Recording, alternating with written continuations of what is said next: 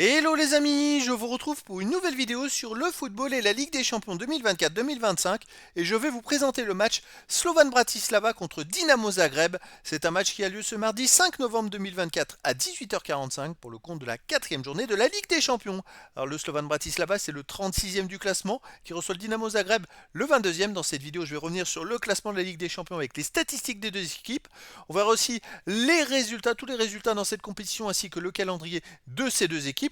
Puis on enchaînera par le classement des meilleurs buteurs et des meilleurs passeurs de la Ligue des Champions 2024-2025. On verra aussi les 10 derniers résultats, toutes compétitions confondues, les stats du Slovan Bratislava et du Dinamo Zagreb. Et on terminera par les compositions d'équipes et tactiques éventuelles, ce qui nous permettra d'avoir une idée, une tendance à cette rencontre. Alors pour ceux qui souhaitent voir ce match à la télé, sachez que vous pouvez le voir sur Canal Plus Live 3. Et donc, au classement, je rappelle que les 8 premiers seront qualifiés pour les 8e de finale. De la 9e à la 24e place, les équipes joueront des 16e de finale. Et au-delà, les équipes seront éliminées. Alors donc, on a pour l'instant le Slovan Bratislava qui est dernier, 36e avec 0 points en 3 matchs, 3 défaites, un but marqué, 11 buts encaissés, moins 10 de différence de but. Ils ont maintenant 3 points de retard sur les premières places qualificatives, donc il va falloir qu'ils gagnent des matchs, ils veulent espérer remonter. Le Dinamo Zagreb de son côté est 22e avec 4 points en 3 matchs, une victoire nulle, une défaite, 6 buts marqués, 11 buts encaissés, moins 5 de différence de but. Alors c'est vrai qu'ils avaient très mal démarré par une défaite 9-2 au Bayern Munich et depuis ils se sont très bien rattrapés. On va le voir justement dans les résultats. Pour l'instant ils sont qualifiés dans les 16e. Dans les 16e de finale. Au niveau des résultats, Slovan Bratislava a perdu au Celtic Glasgow 5-1, a perdu à domicile contre Manchester City 4-0 et a perdu à Rayron 2-0. Donc là, ils reçoivent Dinamo Zagreb, ils recevront l'AC Milan, ils iront à l'Atlético de Madrid, ils recevront Stuttgart et ils iront au Bayern Munich, une fin de calendrier très difficile. Le Dinamo Zagreb de son côté a perdu à la première journée au Bayern Munich 9-2, puis a fait 2-2 contre Monaco, ils menaient 2-0, et ils ont gagné 2-0 à Salzbourg, donc c'est quand même plutôt intéressant. Là ils jouent à Bratislava, ils recevront Dortmund, puis Celtic Glasgow, ils iront à Arsenal, ils recevront l'AC Milan, pareil, une fin de calendrier qui sera peut-être un peu difficile. Alors au niveau des buteurs, il n'y a pas de joueur des deux équipes pour l'instant dans les 18 meilleurs marqueurs. Par contre, dans les 18 meilleurs passeurs, on a Ristovski du Dinamo Zagreb qui en est à 2 passes décisives. Alors les 10 derniers résultats, toutes compétitions confondues, Slovan Bratislava 7 victoires, 1 nul, 2 défaites, 22 buts marqués, 14 encaissés, puis 8 de différence de but et les 2 défaites, ce sont 2 défaites en Ligue des Champions. Sinon dans les autres matchs, à part un match nul, ils gagnent tout, que ce soit en coupe ou dans leur championnat, c'est une équipe qui marche très fort.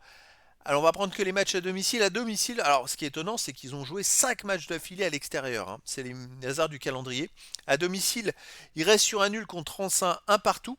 Sinon, ils ont perdu 4-0 contre Manchester City. Ils avaient gagné 2-1 contre Uzom Berok. Donc voilà, les autres matchs, c'est que des matchs à l'extérieur et ça montre qu'ils sont très forts dans leur championnat. Malheureusement, en Ligue des Champions, c'est quand même plus compliqué. Le Dinamo Zagreb, de son côté, sur les 10 derniers matchs, 5 victoires de nul, 3 défaites, 24 buts marqués, 23 encaissés, plus 1 de différence de but. Et pourtant, ils avaient commencé ces 10 matchs par une grosse défaite au Bayern 9-1, une défaite à Slavon 4-1, donc il y avait déjà moins 10 de goal average, ce qui est quand même fort, et pourtant ils finissent après dans les 8 matchs suivants à avoir un average positif, c'est très fort. À l'extérieur, ils restent sur une victoire 4-0 à Sibnik, sinon ils ont gagné 2-0 à Salzbourg. C'était à la dernière journée de Ligue des Champions, ils ont fait 2-2 à Istra, ils ont gagné 1-0 à Varazdin. Sinon, ils ont gagné 3-1 à Banjol. Donc c'est une équipe franchement en ce moment qui marche plutôt pas mal. Et c'est vrai que on a d'un côté Slovan Bratislava qui est bon en championnat mais en Ligue des Champions qui doit prendre des points. De l'autre côté, Dinamo de Zagreb qui marche plutôt pas mal en ce moment. Alors difficile de se faire une idée. Moi je me brancherais quand même un petit avantage pour le Slovan Bratislava. Après voilà, dans le foot tout est possible.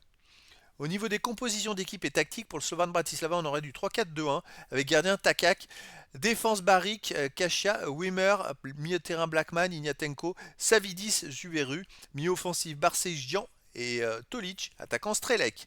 Et pour le Dinamo Zagreb, on aurait du 5-3-2 gardien Nevistik, défense Ritovski, Théophile Catherine, Bernauer, Torrente, Ojiwara, milieu de terrain Susic, Misic, Ademi, attaquant Kulinovic et Baturina.